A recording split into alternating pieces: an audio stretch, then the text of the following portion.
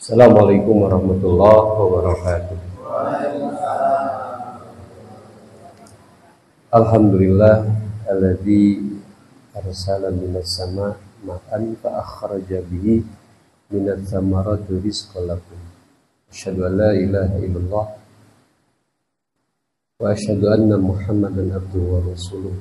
Allahumma shalli wa sallim ala nabiyil Mustafa wa ala alihi wa ashabihi wa man tabi'ahum ila yaumil qiyamah. Amma ba'du. Allahumma anfa'na bima 'allamtana wa 'allimna ma yanfa'una wa zidna ilma. Walhamdulillah min kulli hal wa a'udzu billahi halin adina. Allahumma fatina fi nikmatan wa ta'wil.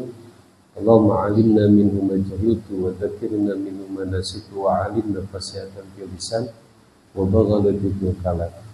Allahumma zidna ilman nafi'a wa fahman nabiyyin wa hifdzal mursalin wa ilhamal malaikatul muqarrabin wa ilmul ulama'il 'amilin wa musannifil mukhlisina lahuddin wa ilmul ulama'il mufassirin wal muhaddisin khususan Syekh Jalaluddin As-Suyuti wa Jalaluddin Al-Mahali.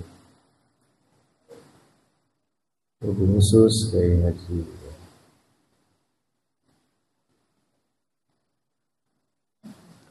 Allahumma zidna ilman nafi'a wa amalan mahmula wa rizqan thayyiban. Allahumma zidna ilman nafi'a bi rahmatika ya arhamar rahimin. Amin ya Allah ya rabbal alamin. Bapak Ibu, alhamdulillah dina ieu waktos urang sadayana tepang oge Allah ngalungsurkeun di langit cai hujan. Fa akhraja bi minat thamarati rizqan lakum. Disebabkan air hujan Allah akan menumbuhkan berbagai tumbuhan yang kemudian jadi rizki bagi kalian. Mudah-mudahan ya air hujan rencana Allah anu bade nyiapkeun rizki kanggo sadaya makhluk terutama orang di alam dunia ieu. Mudah-mudahan rizki hujan jadi hujan rahmat. Karena hujan bisa jadi hujan adab atau napi bencana. Mudah-mudahan hujanna hujan rahmat. Oke, orang mudah-mudahan dilindungi tina berbagai bencana anu hari-hari ini orang sering gitu berita yang disebabkan angin, badai dan hujan yang begitu deras sehingga akhirnya bencana.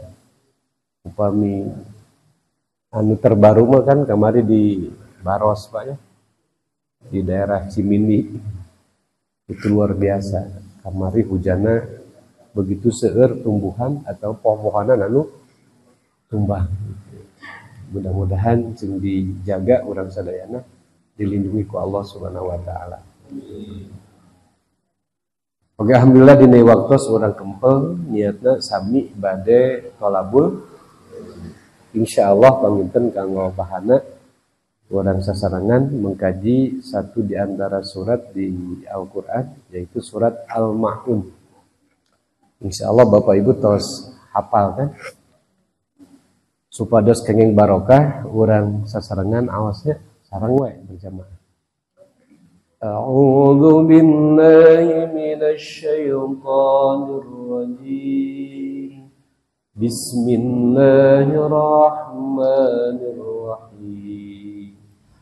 Ara'aital ladzi yukadzibu bid-din فذلك الذي يدعو اليتيم ولا يحض على طعام المسكين فويل للمصلين الذين هم عن صلاتهم ساهون الذين هم يراءون ويمنعون الماعون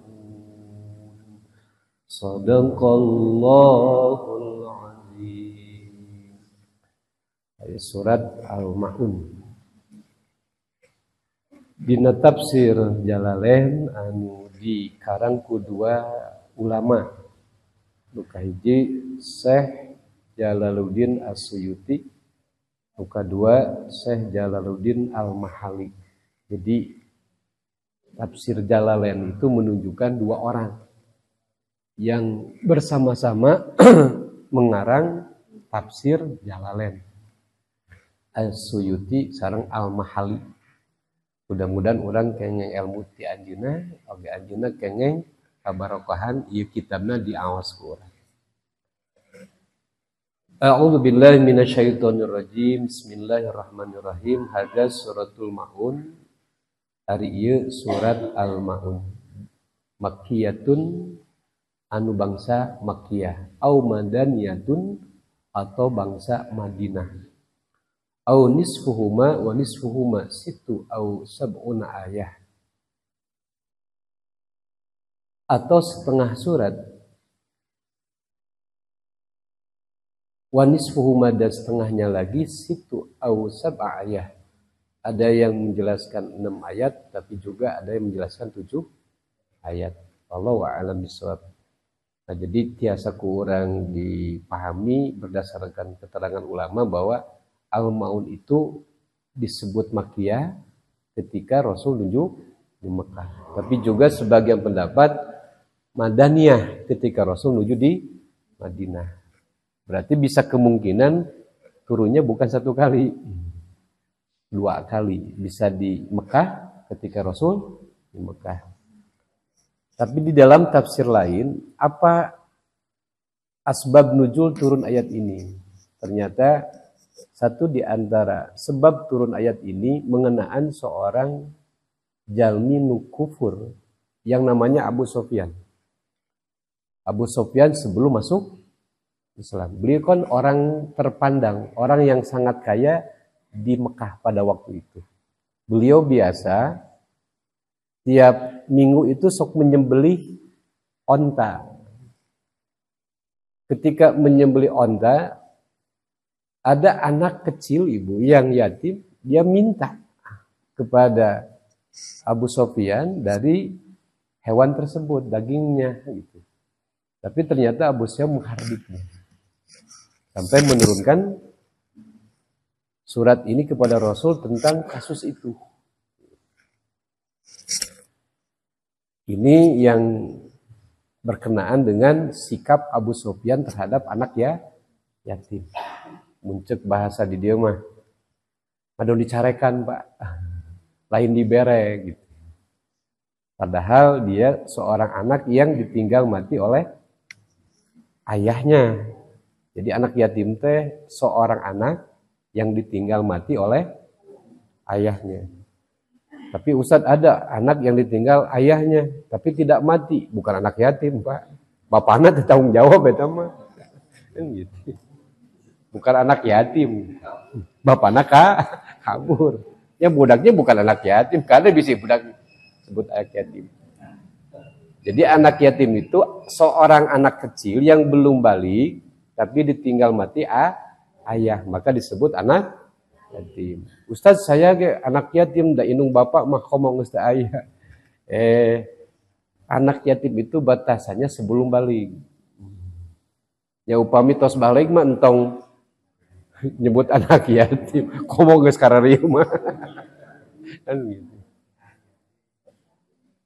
Balik itu dalam artian tos mandiri, tos dia bisa berusaha untuk memenuhi kebutuhan diri. Dalam ayana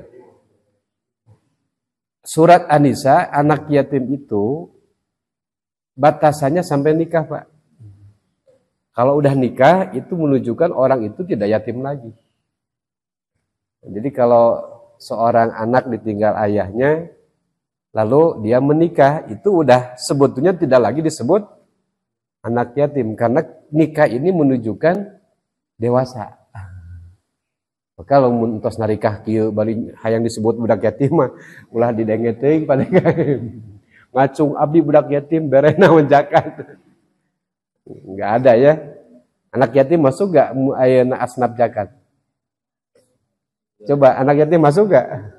Tidak, awas. Jangan sampai nanti dalam membagikan zakat dari 8 asnaf anak yatim dimasukkan. Tidak boleh. Kenapa? Karena tidak masuk di asnaf. Tapi kalau memang dia miskin baru masuknya ke miskin. Karena tidak setiap anak yatim miskin, Pak. Kalau bapaknya beunghar, lalu dia ayahnya meninggal, hartanya begitu melimpah, kira-kira dia miskin nggak kalau begitu? Kan gitu, hartanya bisa saja melimpah. Dan lagian anak yatim itu tidak diperhatikan hanya 1 tahun sekali, Bu, Pak. Maka kenapa anak yatim tidak dimasukkan ke asnaf zakat? Karena untuk peduli anak yatim tidak menunggu 1 tahun sekali. Gitu. Justru malahan anak yatim harus diperlakukan seperti anak sendiri. Artinya apa? Bahwa harus ada orang yang bertanggung jawab kehidupan dia sampai dewasa. Nah, surat Al-Maun ini, arti Al-Maun itu adalah barang yang berguna. Itu dari arti surat Al-Maun. Sehingga ada kata Al-Maun itu di ayat terakhir. Wayam na'unal ma'un. Maka disebut surat Al-Maun karena di sini Allah mengajak bicara kepada kita untuk jangan sampai barang yang bermanfaat itu tidak jadi manfaat. Mestinya Allah berikan rezeki itu supaya kita mendapat manfaat. Jangan sampai tidak jadi manfaat. Dari asbab nuzul itu turunlah ayat. A'udzu billahi minasyaitonir rajim. Bismillahirrahmanirrahim. Ara'aital ladzi yukadzibu bidin. Ara'aita, apakah kalian tahu? Alladzi, orang yukadzibu, yang orang tersebut sebagai pembohong atau membohongi atau ngabohongkeun eta alladzi bidin terhadap din. Din di dia maknanya seperti di surat Al-Fatihah. Maliki yaumiddin. Sama kan? Din di Maliki yaumiddin, Maliki yang merajai, din di hari pembalasan, yaitu akhirat. Maka bisa kita pahami, tahukah kalian orang yang membohongi atau orang yang enggak percaya dengan adanya hari pembalasan? Kenapa Allah menggunakan kata ara'aita? Tahukah kalian? Seakan-akan Allah menanya kepada kita tentang sesuatu. Padahal Allah Maha tahu. Ara'aita, tahukah kalian? Ini kalimat menurut para ulama supaya orang yang diajak bicara itu betul-betul mau memperhatikan. Kamu tahu nggak? Jadi ada intonasinya, apa tuh? Gitu. Supaya apa? Supaya orang yang diajak bicara perhatian. Gitu. Jangan sampai dia bahasa orang mau ulah cuek, Pak. Karena ini persoalan yang jangan dianggap sepele. Kenapa? Karena kalau Anda tidak memperhatikan ini, apalagi Anda yang melakukan hal ini, maka Anda di antara orang yang nggak percaya adanya hari pembalasan, adanya hari akhirat. Maka digunakan kata ara'aita agar kita betul-betul memperhatikan. Ulah dianggap sepele. Bahkan disebut yukadzibu bidin, orang yang membohongi hari pembalasan, alias cek orang dia mah teu percaya akhirat. Padahal dalam konteks keimanan bahwa kita orang beriman ini selain amantu billah wa malaikatihi wa kutubihi wa rusulihi wal yaumil akhir. Kenapa kita harus percaya akhirat, Bu? Agar kita merhatikan terhadap apa yang hari ini kita lakukan. Kenapa? Karena akhirat itu tempat balasan. Sehingga ke orang yang percaya akhirat, tentunya dia hidup tidak asal hidup. Tidak asal ngomong, tidak asal berbuat. Kenapa? Karena setiap perkataan, setiap perbuatan, bagi orang yang percaya akhirat, dia akan mempertimbangkan. Kenapa? Mempertimbangkan karena akan ada akibat yang akan dirasakan di kemudian hari. Maka orang yang beriman itu tidak asal bicara, tidak asal ayeuna berbuat. Kenapa? Aya balasan. Maka jalmi nu iman mah ibu, pak, hirupna teh teu bebas da. Maka lamun bapak hoyong bebas jadi jelema kafir pak sok. Da urang mah teu bebas, Pak. Mentang lamun aya jelema ustaz saya gimana supaya bebas? Ya udahlah jadi orang kafir. Orang kafir itu enggak dinaon, enggak diatur. Dan diatur oge mung dinaon. Tapi ketika kita menyatakan amantu billah wa malaikatihi wa kutubi wa rusuli wal yaumil akhir, maka konsekuensinya samina wa ata'na, dengarkan, pahami dan taati. Kira-kira bebas gak kita? Orang kafir bebas gak kaya raya? Bebas. Maneh dek kaya raya hasil halal atau haram terserah. Tapi lamun urang menang teu beunghar, Pak. Menang pek wae. Tapi carana menang teu dengan cara haram. Tuh kan kira-kira bebas teu, Pak? Kita boleh kaya tapi dengan cara yang halal. Itu kan teu bebas, urang. Mata orang nu beriman mah moal milu judi online. Da apal eta teh naon? Haram gitu. Tapi ya orang nu kafir bebas gak dia berjudi? Bebas, Pak, mereka gitu. Maka kalaulah kita orang beriman, maka tidak boleh melakukan yang jelas-jelas oleh Allah diharamkan.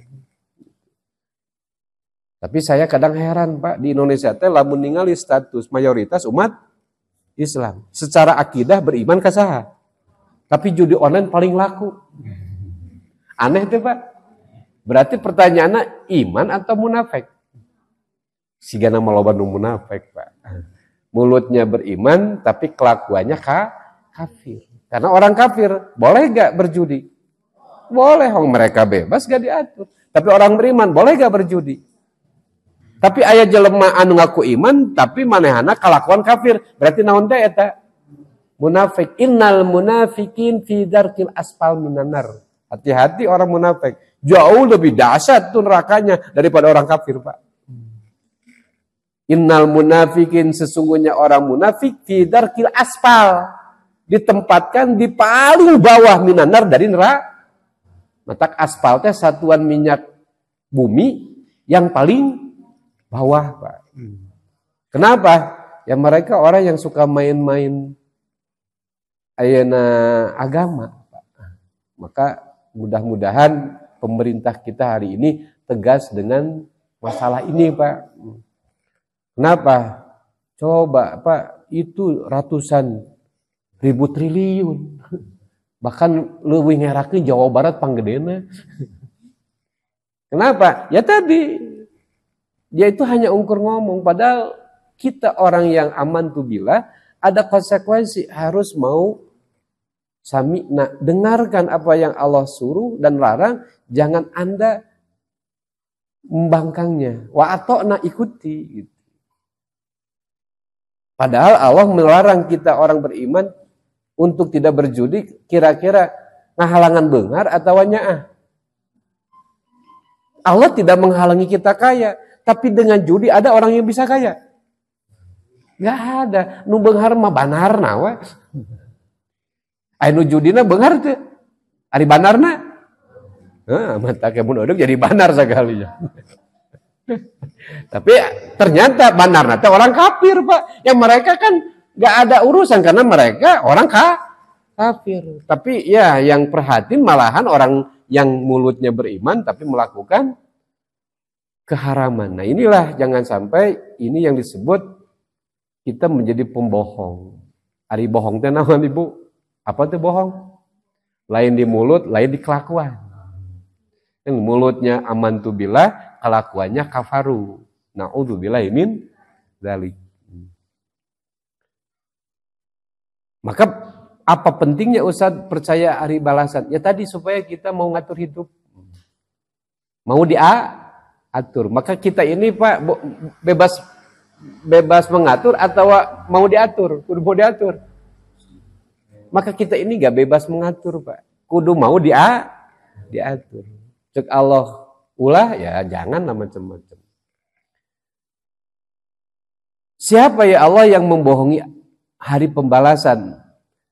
Di sini di tafsir Jalalain bil jazaa'i wal hisab, yaitu orang yang gak percaya adanya balasan dan hisaban.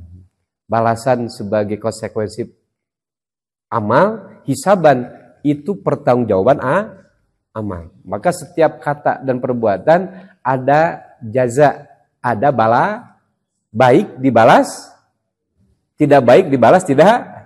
Dan itu hukum Allah yang tidak ada manusia bisa lepas dari hukum itu. Termasuk jelema kafir. Di dunia bebas deh. Tapi manehna bakal maut. Bakal. Terus di akhirat bebas deh. Ya itu masalahnya. Jadi sebebas-bebasnya orang kafir di dunia karena tidak mau diatur Allah, tapi tetap sebagai makhluk tidak bisa mereka bebas dari kehendak Allah. Coba lamun ditanya jelema kafir kira-kira hayang teu pae si eta? Coba kira-kira lamun ditanya hayang teu pae? Da teu hayangeun. Tapi pertanyaan faktanya, pae teu si eta? Ta eta masalahna apa? Jadi silakan kamu bebas orang kafir gak mau diatur Allah, tapi tetap kamu gak bisa bebas dari kematian. Maka silakan kalian pintar membuat teknologi yang canggih agar kamu tetap hidup. Tapi tetap sampai hari ini gak ada sepintar apapun mereka mencegah kematian. Atuh Ustaz lamun sarua mati kieu eta masalahna Bu. Maka urang de kafir teh kudu mikir, nah bakal maut. Terus matinya manusia bebas seperti hewan. Bebas hewan tumbuhan itu dia hidup, setelah hidup dia mati selesai. Kan orang mati gitu. Maka kaifa takfuruna billah wa kuntum amwat. Kenapa kalian mengkufuri Allah sementara kalian itu asal tidak ada? Sumayuyikum, kemudian kalian aku hidupkan. Hari rob kan ayeuna Pak. Sumayumitukum, kemudian kalian akan aku matikan. Geus nungtu teu marawat. Bahkan kolot urang yang geus mulainya satu persatu meninggal. Tapi sumayuhyikum, kemudian setelah mati kedua itu kalian aku hidupkan. Summa ilaina turja'un, kemudian kalian akan turja'un, dikembalikan kepada Allah. Untuk apa? Jazaa'u wal hisab. Akan dibalas dan akan ditanya pertanggung. Maka siap kudu mempersiapkan. Maka orang yang beriman tentunya tidak boleh bebas asal bicara atau asal berbuat. Hal araftahu wa ilam ta'rafahu.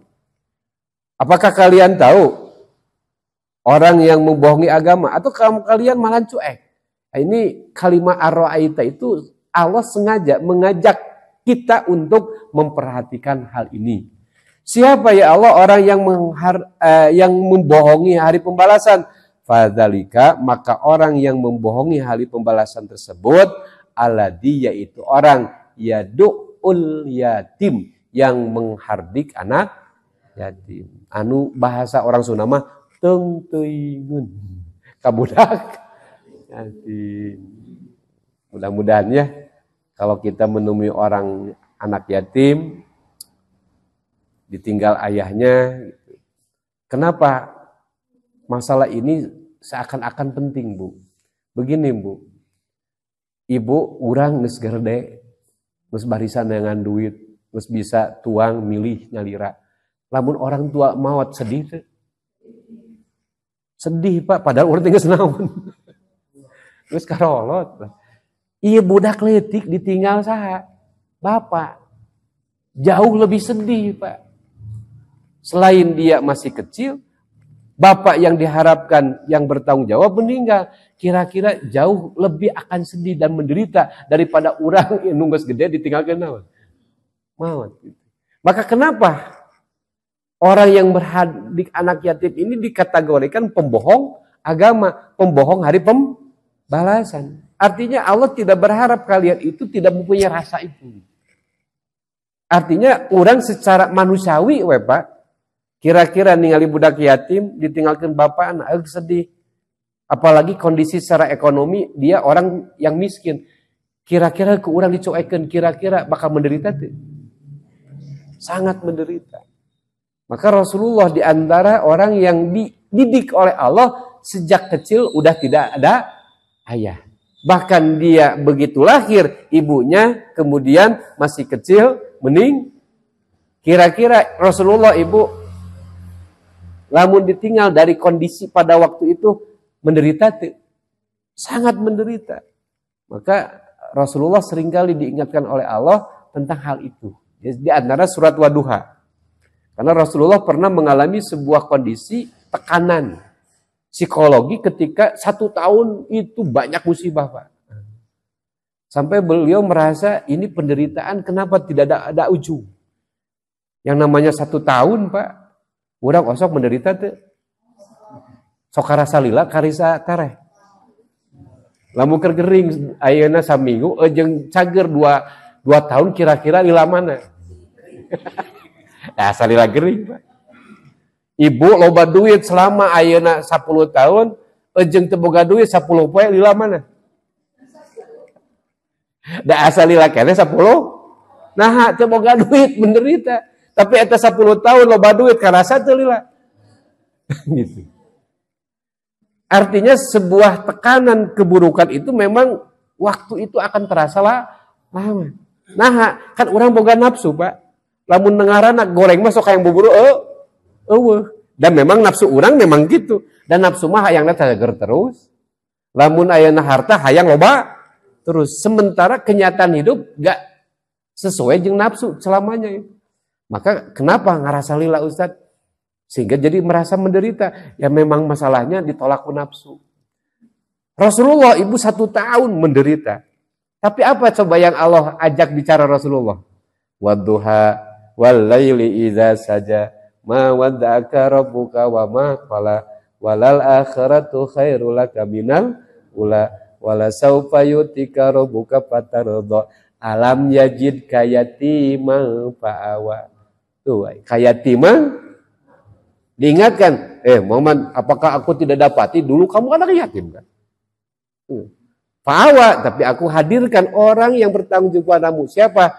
Kakeknya, pamannya Abu Thalib. Bahkan beliau begitu dewasa, ada wanita yang kasih modal sampai jadi pembisnis, kemudian jadi istrinya, yaitu Khadijah. Gitu.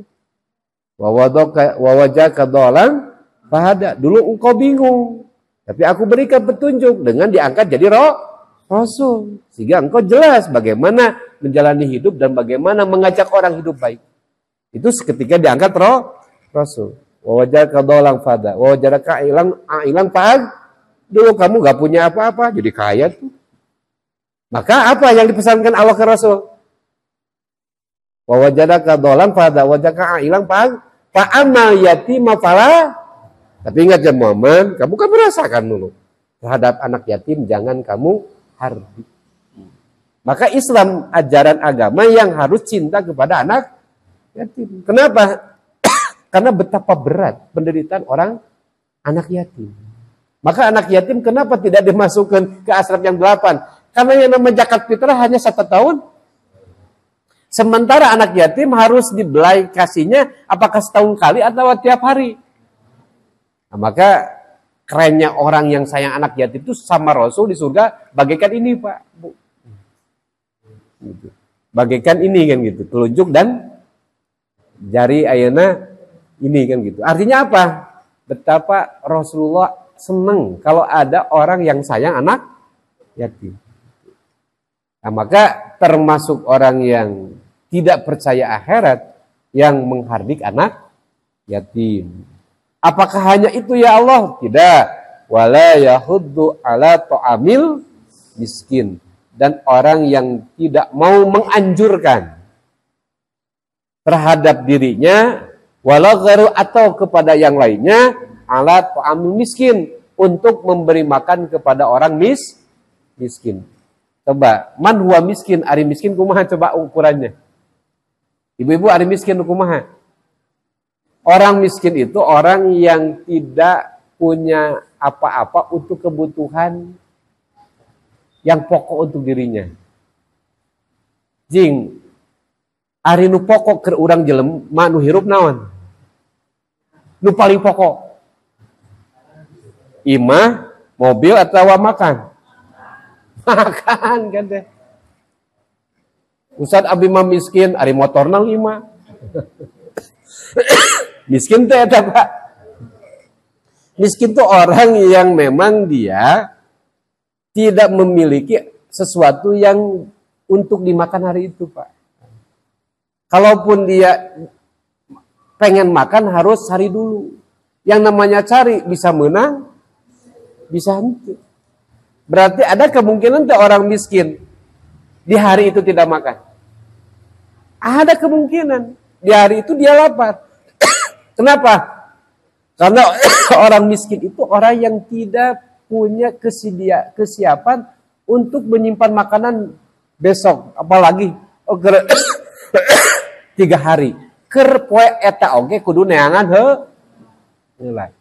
Maka kata Rasul, orang disebut kaya Pak, mempunyai makan lebih dari 3 hari. Itulah ukuran orang kaya. Maka ibu supaya teu disebut miskin, maka meuli biasa 3 poean karitu. Makanan pokok teh 3 hari ke sana Pak. Tanu miskin mah Pak, tong waka 2 poe 3 poe kaditu komo jeung saminggueun. Kadar untuk hari itu juga dia belum jelas. Kudu koreh-koreh. Lamun teu ngoreh moal naon? Macok. Itu istilah urang kan gitu. Maka ada kemungkinan orang miskin itu di hari itu karena dia tidak dapat makanan, tidak makan.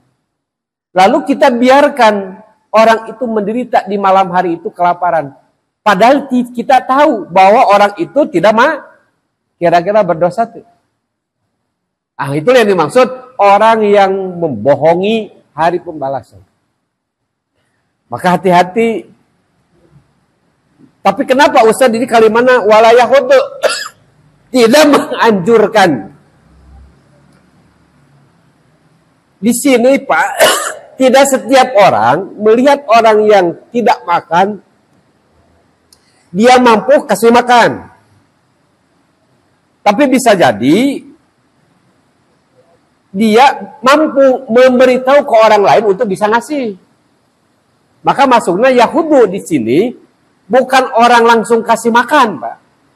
Yaitu makan ideal. Urang ningali anu tetuang, urang mempunyai harta, tinggal ngasih. Tapi kan setiap jalmi punya kemampuan untuk bisa memberi langsung.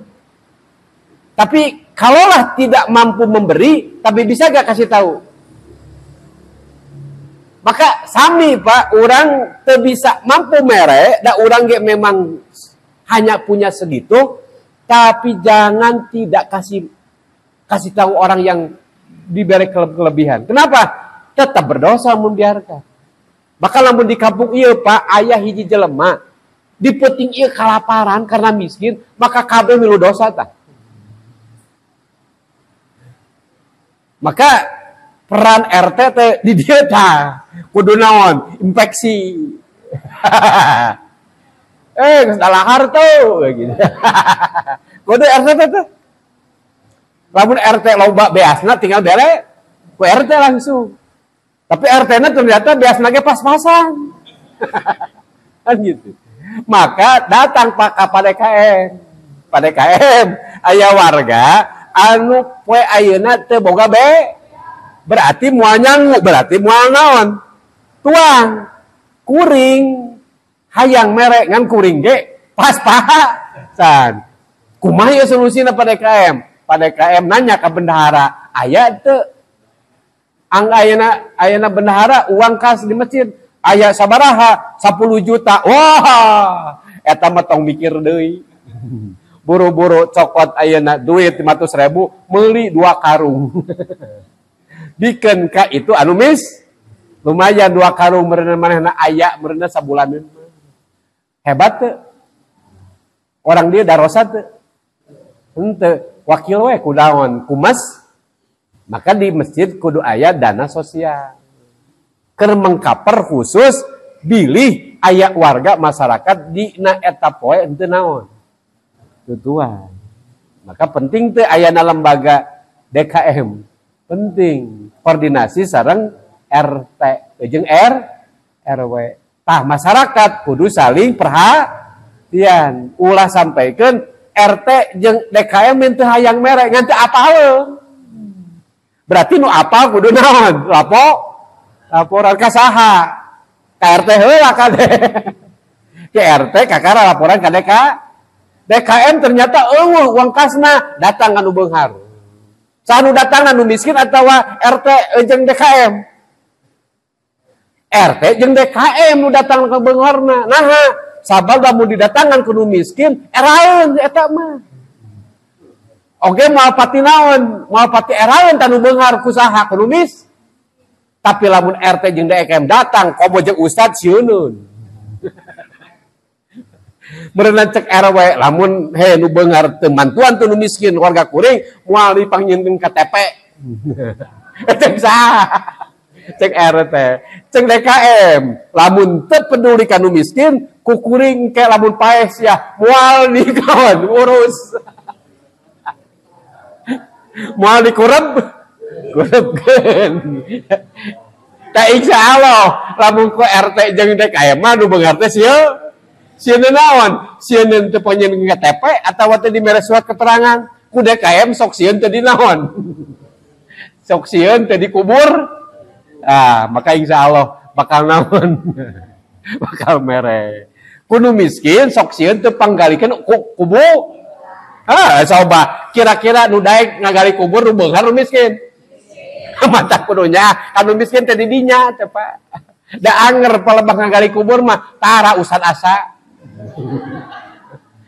Tara pada GM, RT oge ukur naon? Ukur pengumuman.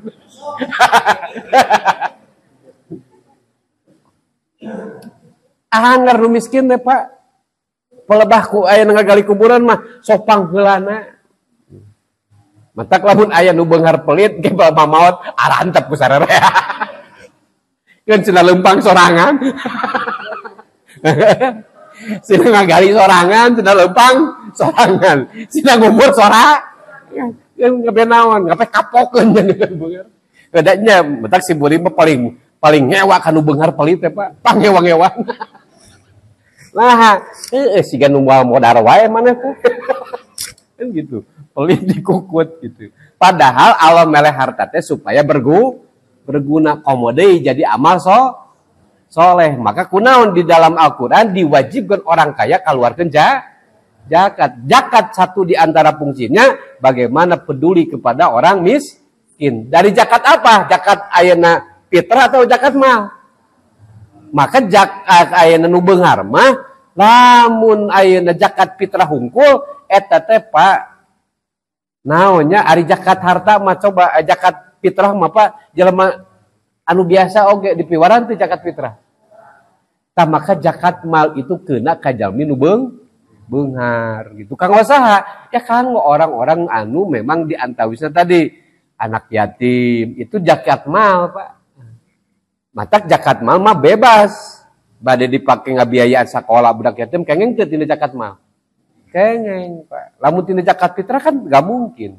Hiji setahun sekali, nu kadua zakat mal mah kan dari nilai harta yang dimiliki orang kaya. Itu diantawisna tiasa dianggo zakat produktif.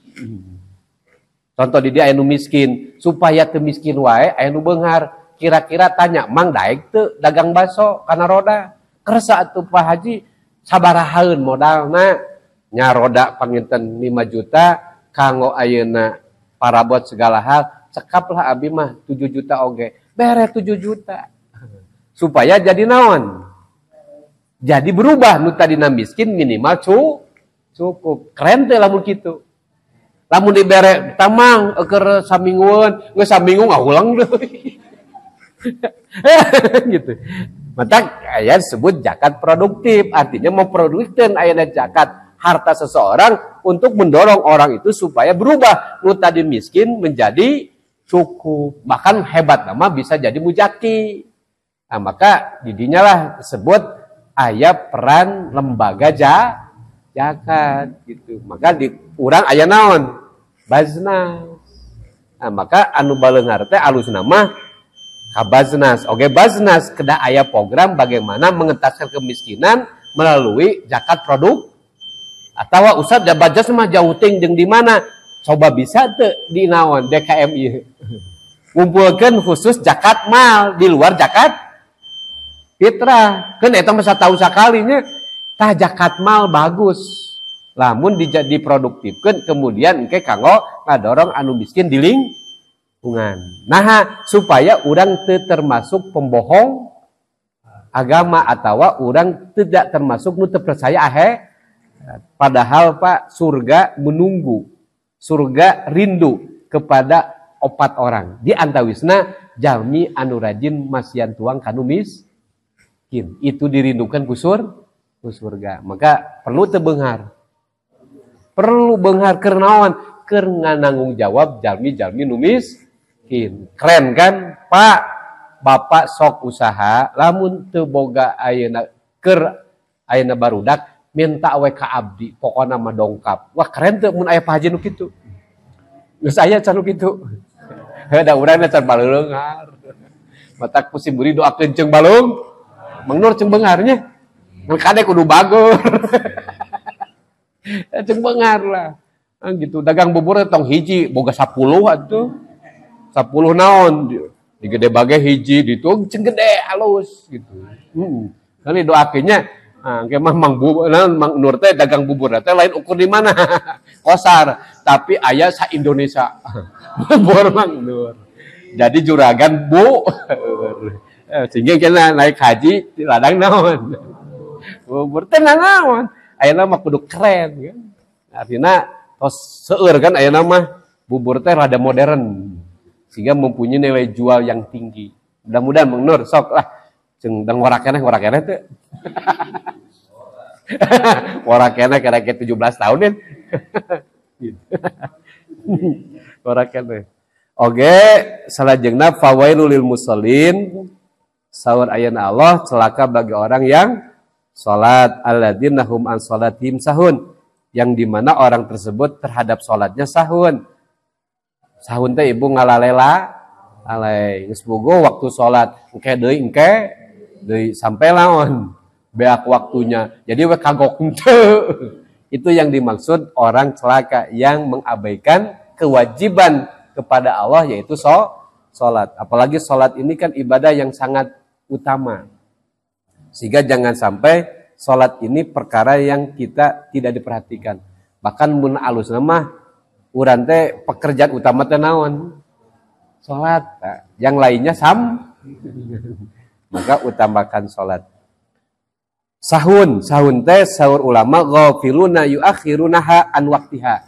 Nyaeta anu ngalaleukeun jeung anu ngahirkeun kana waktu salat. Nah, jadi ngahir. Jadi lain teh salat tapi ngahir berarti menunjukkan ngabaikeun. Alladzi dan juga celaka bagi orang mereka yuraun. Rajin dia salat tapi raun. Raun teh naon Ustaz? Hoyong katinggal jalmi. Upami hareupeun ayeuna mitoha alus Allahu Akbar nage lekok. Allahu Akbar. Gitu. Karena banyak orang macam bismillah oge meuni naon di alus alus pelebah we sorangan. Siga hayam keur naon? Pacokan segon. Tah eta dimaksud raun.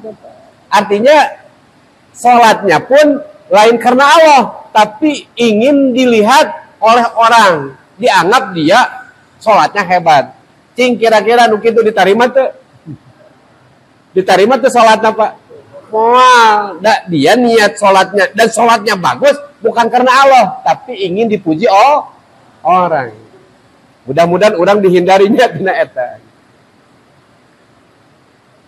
Oke, fi salat wa ghairiha atau bukan hanya salat, rajin sedekah. Hayang dipuji orang. Maka di antara musyrik tapi tidak menghilangkan iman yaitu riya, Pak. Maka musyrik itu ada yang besar, yang orang yang kalau melakukan musyrik tersebut maka hilang imannya, alias jatuh karena kafir. Tapi aya musyrik anu imanna tetap aya, tapi ngahilangkeun pahala dari amalnya. Apa itu? Riya. Maka riya sahur Syekh Ibnu Qadir Al-Jauzi adalah musyrik kecil yang menyebabkan orang tersebut imannya tetap ada, tapi pahala dari amal solehnya gak ada. Na'udzubillahi min dzalik. Wa yamna'unal ma'un, dan juga orang yang celaka itu orang yang tidak mau meminjamkan sesuatu yang berguna. Mata kade Pak bisa eta tangga nginjem congkrang berewe. Ngan eta nu nginjem kudu naon sadar. Coba meminjamkan sifatnya wenang Pak. Tapi memulangkan pinjaman sifatnya matak Ustad aya jalmi nginjem ka abdi duit, menang teu teu dibere, menang Pak. Boleh ibu tidak meminjamkan sesuatu, maka hukum nginjemkeun mah Pak wenang. Bade nginjemkeun mangga, bade henteu ge teu naon. Tapi orang yang meminjam hukumnya menjadi wajib memulangkan Nah, ini yang harus diperhatikan. Matak sok aya di masyarakat orang mah anu ngahutang ibu leuwih ganas ketimbang anu ngahutangkeun. Jadi anu berhutang ibu leuwih naon? Lebih sewot. Lebih galak ketimbang anu padahal ibu justru nu kudu gede amak mah nu naon? Ibu ngahutangkeun, tapi sok jadi tibaliknya. Maka hati-hati kalau kita minjam senok, piring. Lamun diinjem ku tatangga ya selama ada dan ibu mau minjem pinjaman aja. Kan kade anu nginjemna kudu tanggung.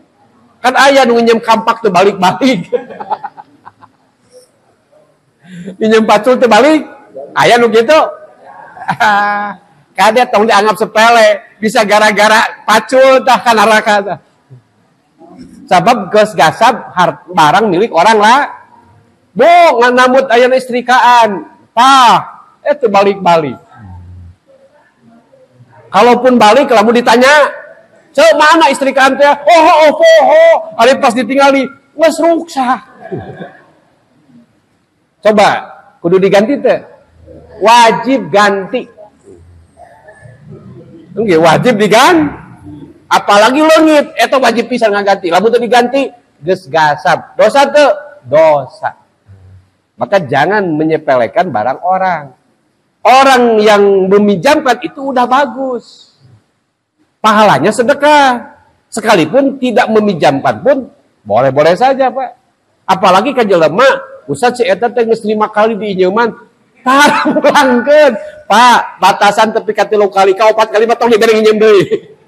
Nah, sabab eta jelema orang yang tidak amanah terhadap barang orang lah, apalagi suka bohong. Oh, engke dipulangkeun, engke teh henteu. Berarti bohong teh. Oge janji eudeuk ngulangkeun engke ingkar teh. Oge ternyata diamanahin eta barang malahan eueuh, kianat teh. Lamun geus aya tilu-tiluanana ciri eta berarti tulen tamu munafik.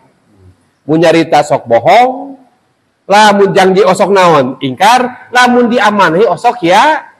Lamun tos ayat tilu-tiluanana eta asli cek Rasul munafik. Tah lamun tos manginu kitu tong dibere nginjem deui. Kenapa? Bakal timbul masalah.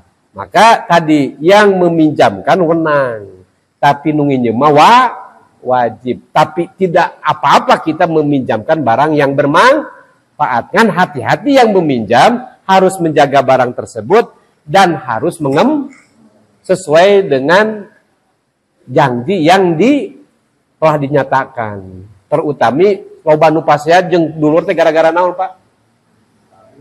Kada gara-gara eta nu karitu. Nyepelekeun barang atawa nginjem duit teu malik-malikeun. Nginjem ceung nginjem pas saminggu we. Engke we Sabtu dibayar si A bayar. Begitu poe Sabtu deuk mayar lebar. Akhirna abah da teu nanyakeun. Jadi we teu dinaon? Langkeun. Padahal teu nanyakeun, geus ngarep-ngarep. Bahkan deuk dipake poe Senin. Teu dipulangkeun padahal geus janji poe Sabtu. Padahal diinjemkeun teh dumeh deuk dipakena poe Senin janji poe Sabtu dek dibali kusabab teu ditagih malahan teu naon pulangkeun padahal eta duit keur mayar ka sakola keur budak heug teu dipulangkeun dolim teu budakna eraeun teu di sakola di era kubaturanana indungna nyeri hate gara-gara saha